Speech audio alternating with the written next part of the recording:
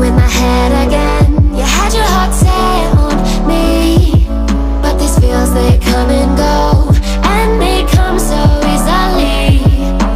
Tell me what it is about you that I can't forget, but you're breaking down my walls again just to set me free.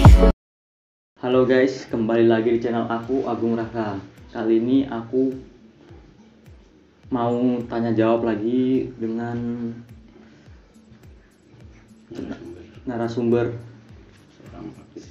narasumberku ini adalah seorang praktisi kesehatan di RSJ.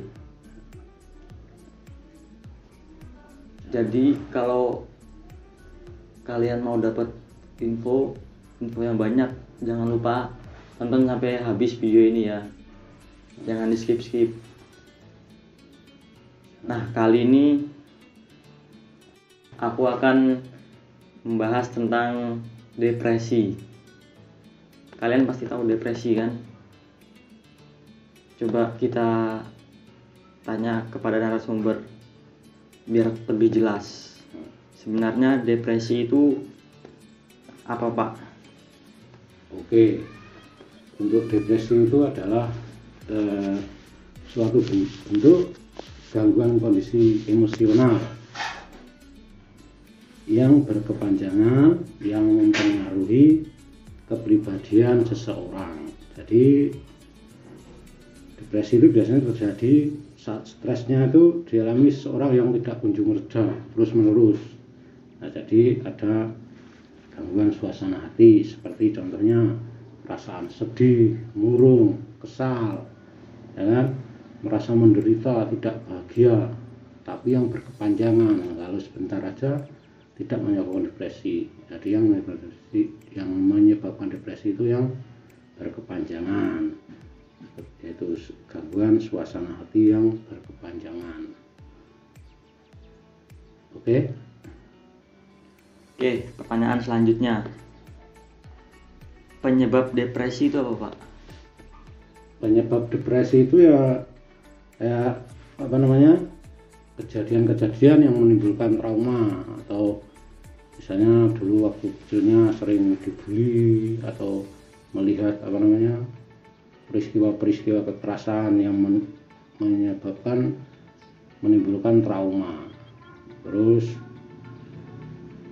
penyakit yang serius, misalnya menderita HIV/AIDS atau kanker yang sudah terus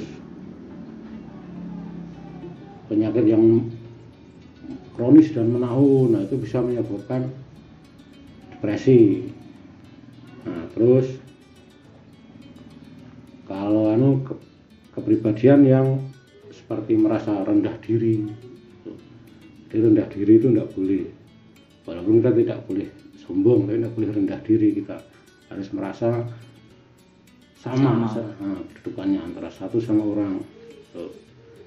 Terus akibat kita merasa merendah diri, jadi sering tergantung dengan orang lain, jadi tidak bisa mandiri, itu harus semua bergantung, mau gini tidak mau. Nah, itu termasuk penyebabnya. Terus ada kejadian misalnya setelah melahirkan. Nah, biasanya terjadi pada perempuan itu habis melahirkan, yang dulu sebelum melahirkan tuh badannya bagus, langsing. Nah, setelah melahirkan badannya jadi, kulitnya jadi ada bekas-bekas striae itu, terus bodinya tambah besar, tambah lebar. Nah, itu belum lagi bertanggung jawab, ada pertambahan tentang tanggung jawab mengurus bayi. Nah, itu tambah lagi, nah itu bisa menyebabkan depresi. Nah, terus ini yang sering terjadi pada anak muda ini akibat sering mengkonsumsi minuman keras dan narkoba. Nah, karena itu akan mempengaruhi kondisi keseimbangan dalam otak dan juga menyebabkan kecanduan. Jadi kalian yang masih muda atau ya siapapun semua, tidak usah mencoba-coba dengan minuman keras atau narkoba, karena akan mengakibatkan depresi. Itu saja penyebabnya. Oke, langsung ke pertanyaan selanjutnya. Gejalanya apa saja, Pak? Gejala depresi itu. Untuk tanda dan gejalanya, kesedihan atau kecemasan yang terus menerus. Ya, jadi kesedihan, kecemasan yang terus menerus. Mudah marah dan resah. Ya, sering bingung, takut, was-was, terus mudah marah.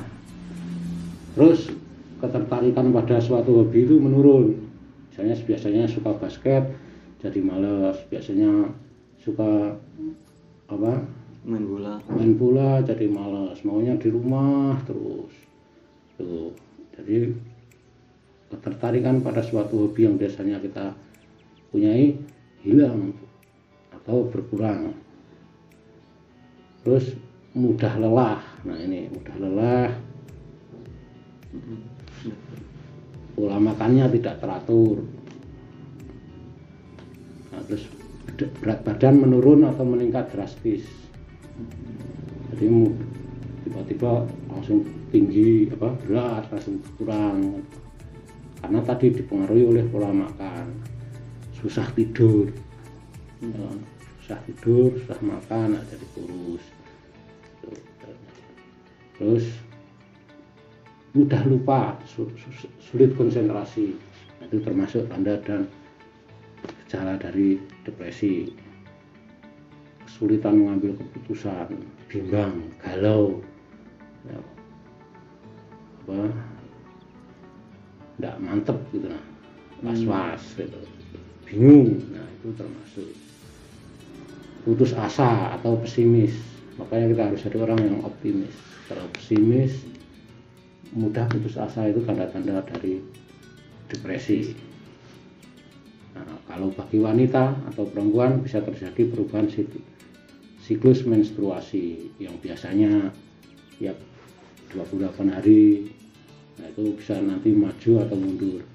Jumlah harinya bisa berubah, biasanya 5 hari bisa jadi 2 minggu. Nah, itu merupakan salah satu tanda dan gejala dari depresi juga. Terus yang terakhir, mempunyai pikiran untuk bunuh diri. Nah, itu bahaya itu termasuk tanda dan gejala depresi. Baik dia ngomong, aku mau bunuh diri, sama orang ngomong, ataupun dia diam-diam melakukan percobaan yang sembunyi-sembunyi. Nah, itu termasuk tanda dan gejala dari depresi. Oke, apa lagi? Oke, sebelum lanjut jangan lupa like, komen, dan subscribe ya guys.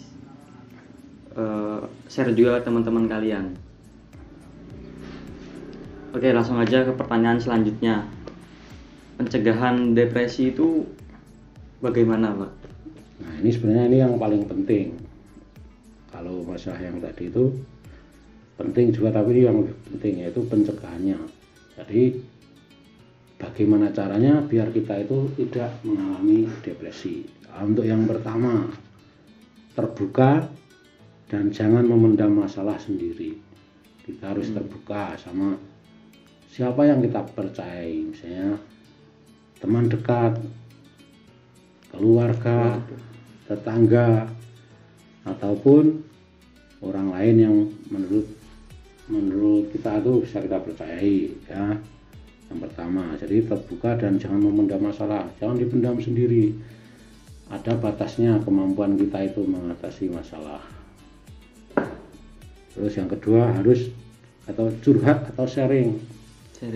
Ya, jadi kita ketika punya masalah, kita curhat sama orang terdekat, sharing sama orang terdekat, keluarga, ya seperti tadi, keluarga, teman. Jadi biar kita mendapatkan bantuan atau solusi. Kepala 4 pasti akan lebih banyak menghadirkan solusi atau pemecahan daripada cuman kepala 1. Ya, walaupun nanti pada akhirnya ya kita sharing tadi. Jadi tidak ditelan mentah-mentah juga. Oke, untuk pencegahan yang ketiga itu kerjakan hal-hal yang bermanfaat seperti olahraga, membaca buku. Nah, jangan tidur terus, jadi pekerjaan yang bermanfaat.